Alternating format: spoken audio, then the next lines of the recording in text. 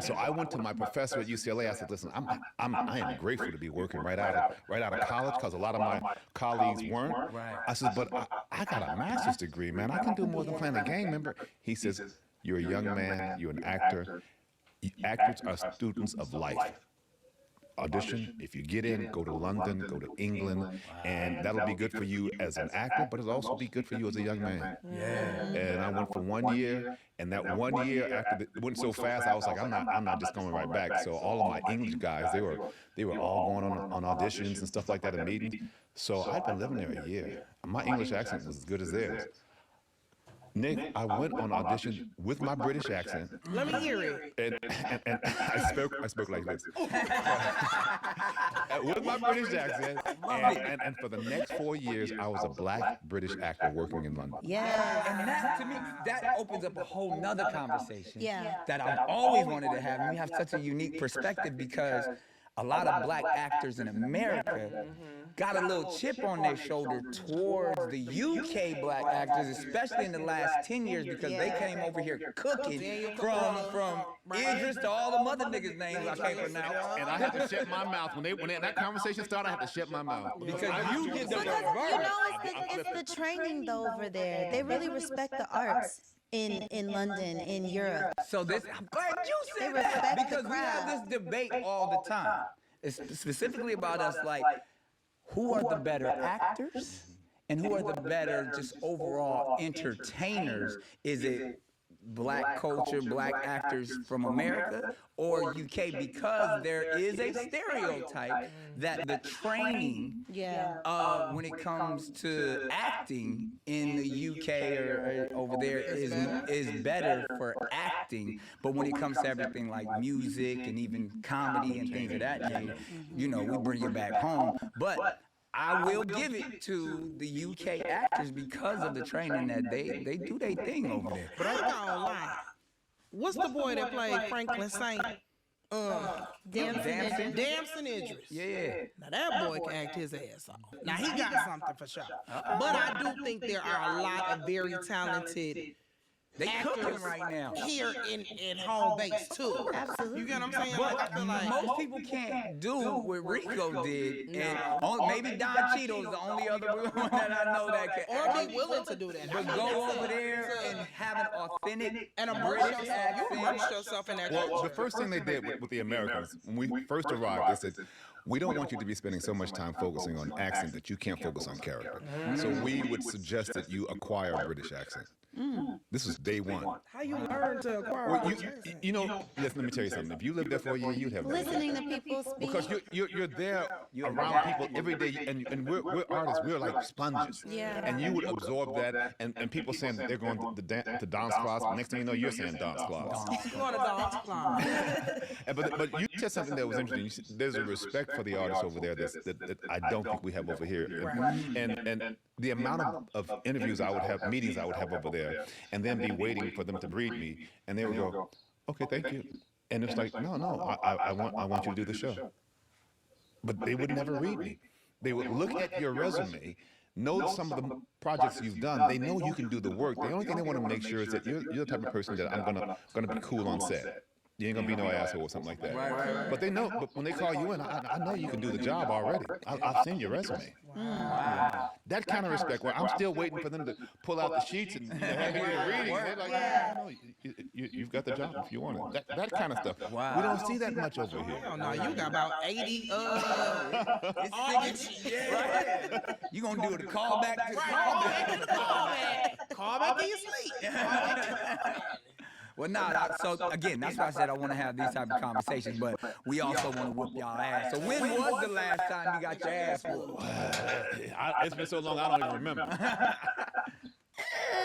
Figuratively, literally, physically. I was playing spades this weekend. Okay. Yeah, I was practicing. Okay.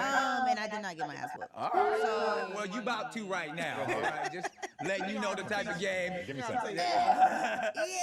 They got chemistry. Because they married. Yeah, and I need you to focus because I know you already gonna talk about how Distract her. I need to focus. she got them out for you today. She got them That's out my for you. weak spot. It's okay. You know we That have is an my weak spot. arrangement. I do have an arrangement. We have an understanding. Look what I'm wearing. That's how much I love. I understand. That's how much I love. Ta-ta. You all about it. All right, well, you know what? We're going to let you cut the deck so we can get this thing. I don't know what you did over there, so I'm just gonna cut it like this here, just in That's case. Chicago right there. Just in case. I feel why. What is this? So this is. I cut the deck, she spilled the tea. Yeah, she's gonna spill the tea, so I want you all to read what's on your card and then answer the question. Ooh. Read it out loud? Okay. It says, Taylor, be honest. Have you ever pretended you liked the script just to get in the room with certain people? That's the thing. Is that really? Yeah, I mean, I think it's more indirect than that. Like, pretended to like the script or been like, I'm not really on fire for this, but I want to be seen by this casting director. I would love to meet this person.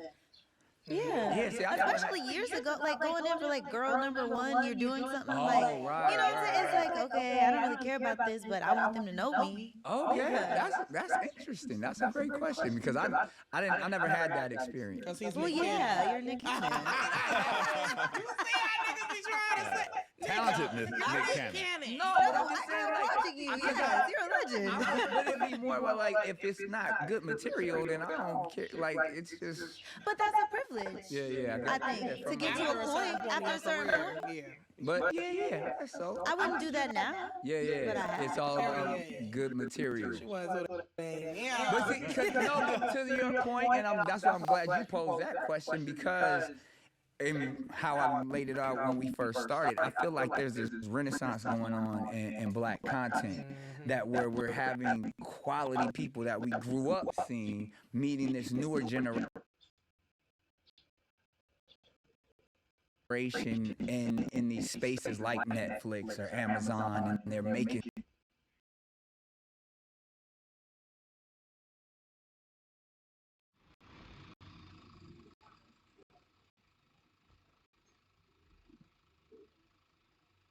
they're making such amazing stuff. And, we got a lot of people to thank for that, whether it's the Tyler Perry, Lee Daniels, the Shonda Rhimes, all of those people that are these writers and showrunners that are creating literally empires of content. And I don't think we've ever had that in our industry before because we get to see the people we grew up with Yeah.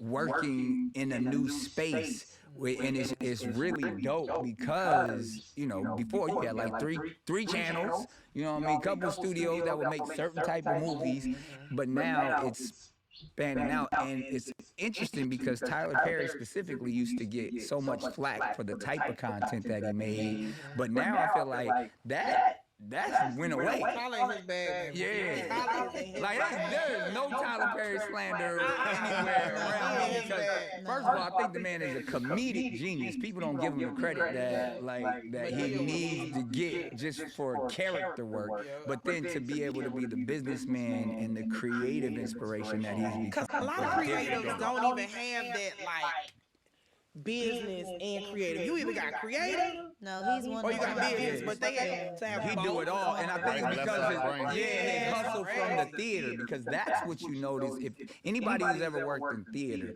knows that you got to be able to be multifaceted and do it all, and I feel like he gravitates towards those type of actors and that type of talent to be like, you got to be able to sing, dance, think quick on your feet, be a great business person, and all of his projects have those type of people. It also does help the way he shoots if you are a theater actor. Oh, 100%. Because he shoots so fast, and a lot of times things go wrong.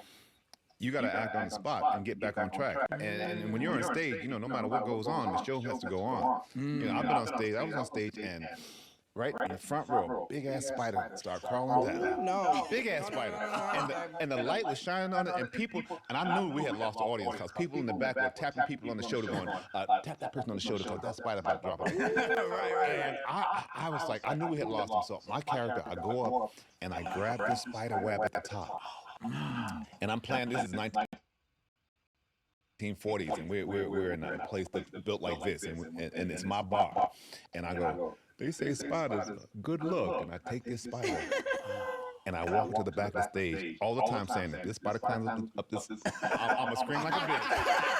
I'm gonna scream like a bitch, and I took it backstage and dropped it off, and at the end of the show, people thought the damn spider was a mechanic or something. Of the show.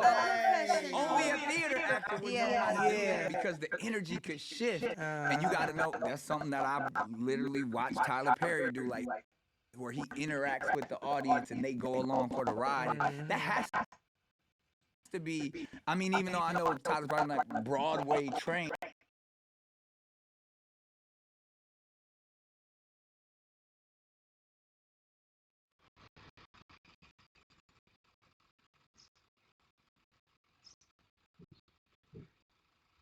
Broadway trained, but just the gift of being able, like you say, to think quick on your feet and improvise. Always. If I could just add this, the tape that when I was asked to put myself on tape for Beauty in Black, I wasn't going to do it because I was tired. I'd been doing a lot of work that day, and something in my head said, 90% of success is showing up, Rico. Just show up.